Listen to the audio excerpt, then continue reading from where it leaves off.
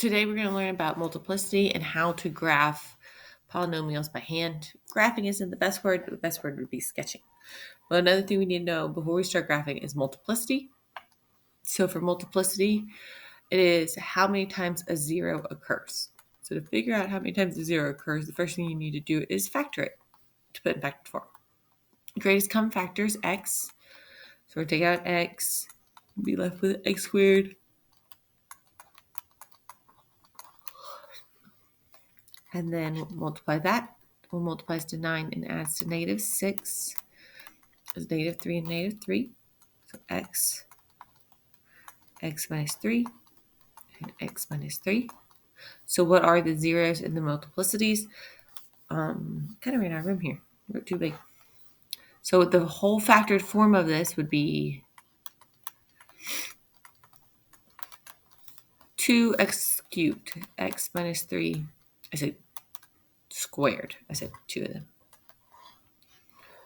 Okay. So my zeros, set each of these equal to 0 and solve.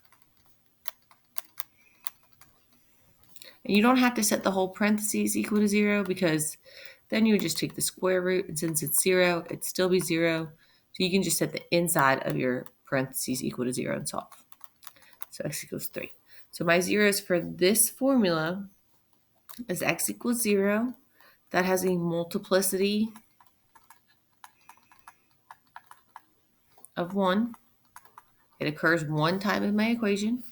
And then x equals 2 has a oh my goodness. Well, x equals 3 has a multiplicity of 2.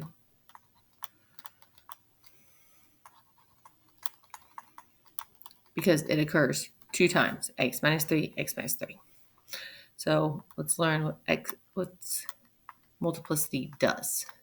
So we already did, this is the same question up there, so we know x equals 0 and x equals 3.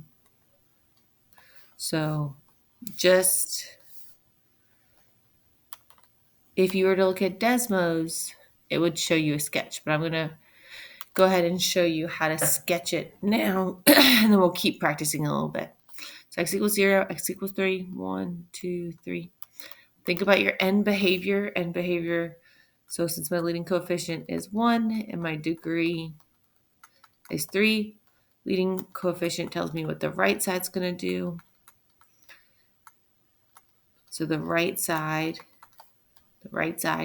is going to go up because my leading coefficient is positive. And then my degree is odd, so my left side is going to do opposites. So if that's positive, it's going to be negative. So my leading coefficient was positive, so my right side went up. My degree is odd, so they do opposites. The left side goes down. So right side up, left side down. And then multiplicity, if it's odd, then the graph will cross at 0. If it's even, if your multiplicity is even, then the graph is going to bounce. And then there's one more I want you to know about. So this is honestly, if your multiplicity is 1, it's going to cross, just to be a little bit more in depth. But if it's odd over 1, so if if your multiplicity is 1, if your multiplicity is odd, it's going to cross or cross flatten. And you'll see the difference between these in a second. Cross is when your multiplicity is 1. Cross flatten is when your multiplicity is bigger than 1. Still odd, but bigger than 1. So 3, 5, so on and so forth. So just so you see the difference, even, cross, so at 0, my multiplicity was 1, so I'm just going to cross through it. I know the graph ends down, so I'm going to cross through this. At 3, my multiplicity was 2, so I'm going to bounce. I'm going to bounce off of that one. So I have to turn around at some point. I don't know what point. I'd have to use Desmos to find this point, but I'm going to bounce off of that. Bounce meaning I touch it and turn away. So let me talk about that cross-flattened part. To save some time, I paused it and wrote out this little chart. So multiplicity of 1, your graph just crosses. So if this is your 0, it directly crosses over it. Nothing fancy, just like a linear line. Linear, x equals 1 crosses over. Even has a multiplicity of 2 or 4 or whatnot, and it bounces. So it never crosses over your x-axis. It just touches it and goes away. Think of a bouncy ball. Touches it and goes away. Cross flatten is your cubic. So that's the one that as it crosses, it flattens out and then goes across. So it does cross over at that 0, but as you go over, it flattens out just a little bit like that.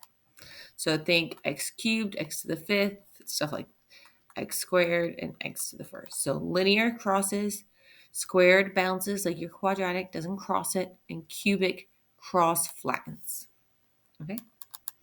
So just to practice that a little bit, if it's factored for you, piece of cake, set each of these equal to 0. Again, you don't have to set the parentheses equal to 0 because then you just square root it or square it, and the square root of 0 is 0, so no big deal.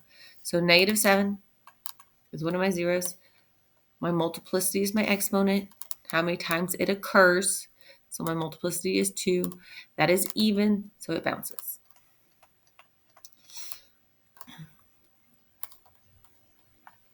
Next one, 2x plus 1 equals 0. So 2x equals -1. So x equals -1/2. You can make that into a decimal, especially since we'll be graphing these. That multiplicity was 1, so it's just going to cross. X minus 4 equal to 0. So x equals 4. Yes, they just changed signs, except for that middle one. You have to do that also division over there. My multiplicity is 3. Cross flattens.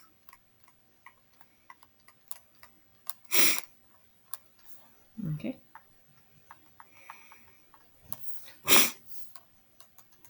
Next, we're going to have to factor first and then find our zeros.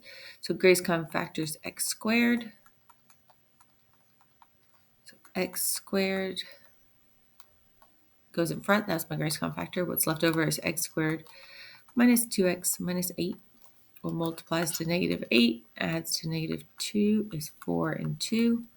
So x squared times x minus 4, x plus 2. Okay, so we have x equals 0, this factor. X minus 4 equals 0, so x equals 4. And x plus 2 equals 0, so x equals -2. 4 and -2. If you want to make sure your zeros are right, you can plug them in and put in the calculator and have to equal 0 at the end. That's what a 0 is. The y values would be 0 if I plug these x values in. Multiplicity from 0 is 2, with the exponent that goes with x squared. So it bounces, even bounce. Multiplicity 1, multiplicity 1. So these will both cross. And cross.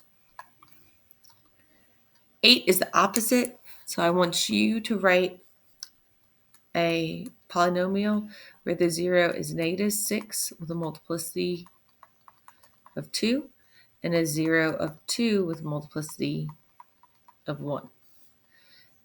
Right, in standard forms, it just means we have to write it all the way out. So first, you're kind of doing this backwards. So x equals 4, we set equal to 0. So add over my 6. So set equal to 0. So this is my factor, x plus 6. Multiplicity squared. Same thing over here, x minus 2. I don't know why I started putting that in parentheses. Multiplicity of 1, so exponent of 1. So this is my polynomial. Since it says function, you should have like y equals or f of x equals. And standard form, this isn't standard form, this is factored form. So we have to multiply it all out. So I'm going to pause the video again and multiply it all out for you, just to not waste your time. But it is a lot of distributing. So x plus 6, x plus 6, x minus 2. Doesn't matter which 2 you multiply together, but you multiply 2 of them together, get your answer, multiply the third one in. Once you multiply 2 of them, just like I did here, I combine like terms. Now I'm going to multiply the other one in. So then I multiplied the x into all three terms and the 6 into all three terms, and now I just have to combine like terms. So x cubed, good. 4x squared and 6x squared is 10x squared, good. Negative 12 plus 24 would be positive 12, and then minus 72. So there's my polynomial with 3 zeros. 2 are negative 6, and 1 is 2. So 3 zeros. All right.